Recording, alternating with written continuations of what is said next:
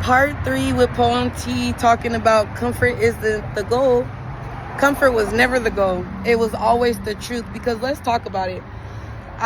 When I was trying to be liked and loved by everybody, I was comfortable with being a people pleaser. I was comfortable with being walked all over. I was comfortable with putting myself last.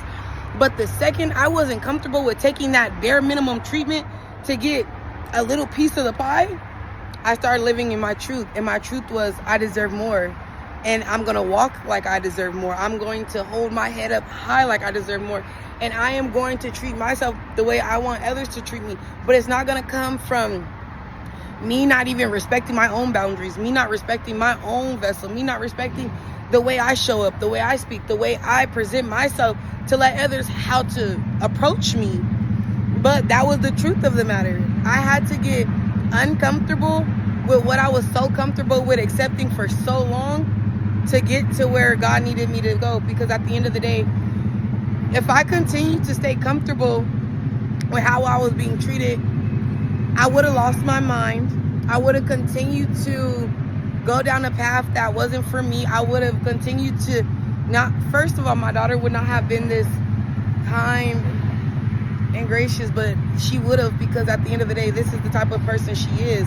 But if I wasn't being the example to show her what a mature woman looks like, a classy woman looks like, a loving woman looks like, a kind, nurturing woman looks like, she would not know what that looks like to embody it.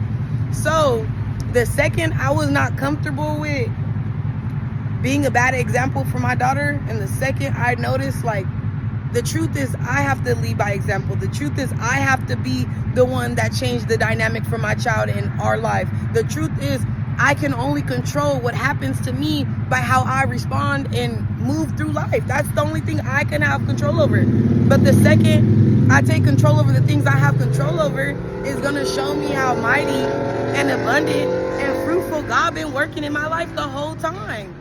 But the second I got uncomfortable with how my old identity in this world looked, is the second God started revealing more truth to me that was within me, that was about me, that was about my environment. There was things I didn't even know. I did not know Black excellence exists.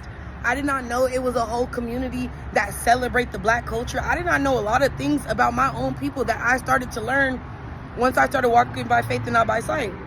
And once God seen I was walking by faith and not by sight, he was like, not only am I going to give you truth, I'm going to put abundance and peace and prosperity and things that you've never had, but you're going to have it in a mighty way that no one can take it away, that it doesn't feel temporary. And that's the grace of God. So y'all have a beautiful, bright day, and I will come back tomorrow. Stay tuned.